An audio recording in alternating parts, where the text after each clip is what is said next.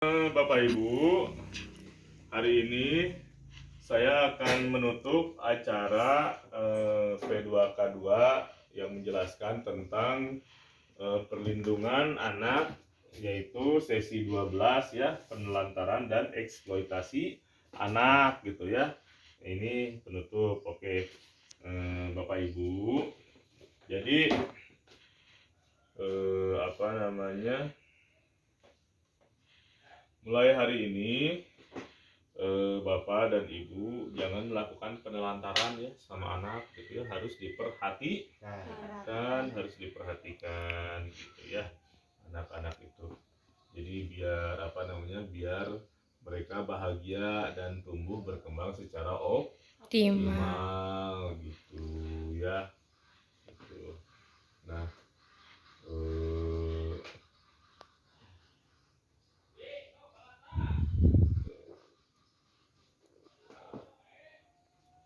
ini saya akan memutar video ya. Jadi ada cerita, katanya ada namanya Reani Putri, putrinya tukang beca yang lulus cum laude gitu ya, kuliah dengan prediksi cum laude. Coba lihat ya. Pemirsa, keterbatasan ekonomi bukanlah satu hambatan untuk bisa berprestasi. Hal tersebut sudah dibuktikan oleh seorang gadis asal Kendal, Jawa Tengah. Anak seorang tukang beca ini menjadi wisuda terbaik dengan IPK nyaris sempurna, yakni mencapai 3,9.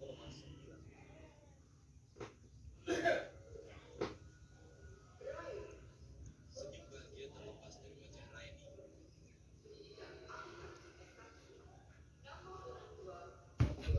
Raini resmi mendapat predikat sarjana ekonomi. Tak sekedar sarjana, Raini menjadi wisudawan terbaik tahun ini di Universitas Negeri Semarang, Jawa Tengah. Indeks prestasi kumulatif atau IPK-nya tertinggi 3,9.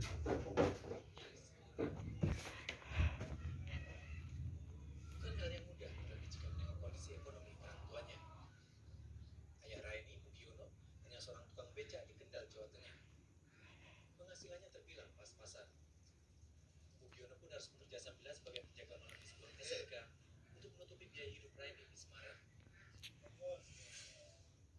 Pengorbanan yang berbuah manis bagi pasangan Mugiono dan Sujama. Rian nggih ngoten ajeng sekolah lah bapak sekolah nah wong aku kira itu wis kula ngoten bapak bimbing sak saya pakai dia belajar apa kula ngoten wis mak rasa ngaten aku nak sekolah aku ora sekolah bersyukur ini bukanlah anak berbakti. Dara berusia 21 tahun ini tak pernah malu mengakui bahwa orang tuanya, seorang tukang beca, berhasil membawanya menjadi seorang sarjana. Keterbatasan ekonomi bukan merupakan penghalang, tetapi justru itu yang membuat kita untuk semakin lebih bersemangat bahwa membuktikan bahwa kita bisa seperti yang lainnya. Raini pun sangat bangga pada orang tuanya. Seorang tukang beca yang gigih berjuang demi masa depan buah hati mereka. Raini selalu memberikan pesan bahwa keterbatasan ekonomi bukanlah penghalang untuk berprestasi dan mengenyam pendidikan setinggi mungkin. Dari Semarang dan Kendal, Jawa Tengah, Kristadi dan Edi Prayu melaporkan.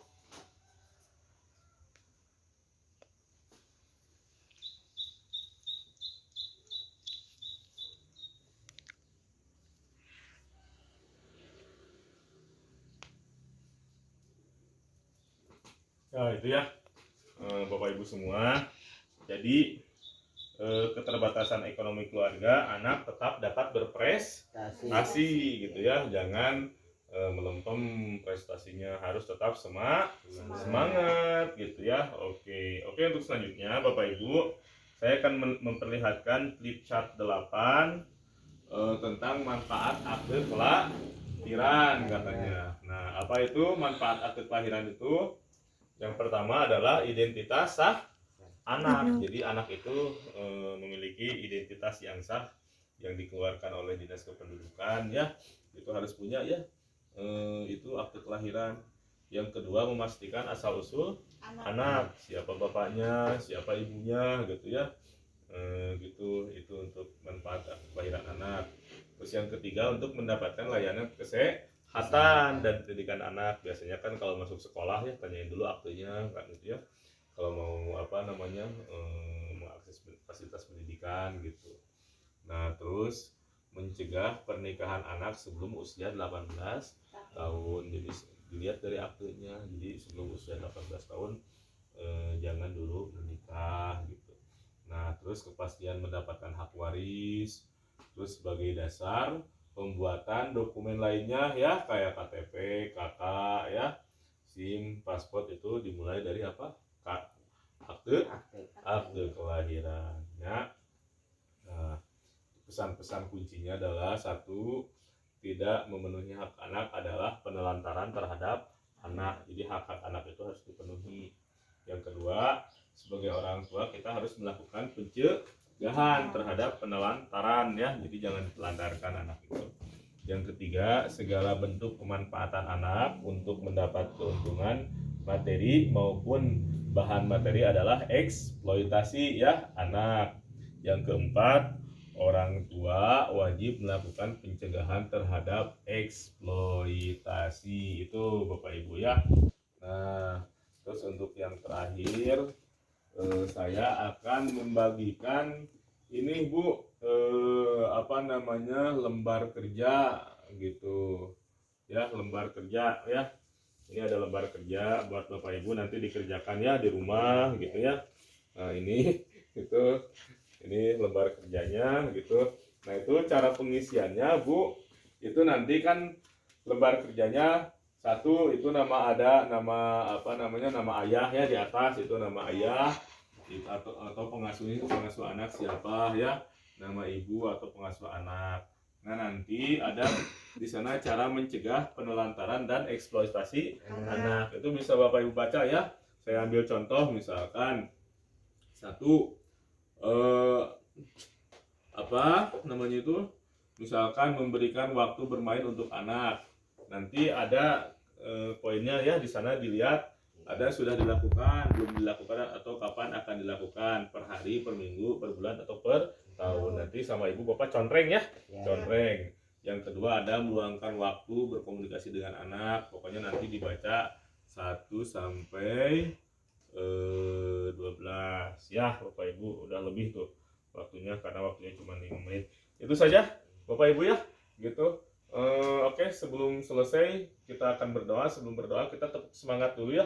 Ini ya, tepuk semangat. Tepuk semangat. Semangat. Yes, gitu ya. Oke. Tepuk semangat. Semangat. Yes. Nah, oke, terima kasih ya.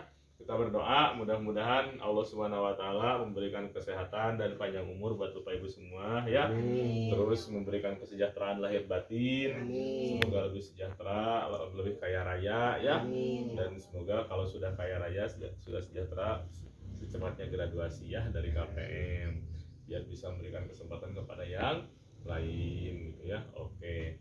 Nah, itu saja Bapak Ibu yang bisa saya sampaikan. Terima kasih. Assalamualaikum warahmatullahi wabarakatuh.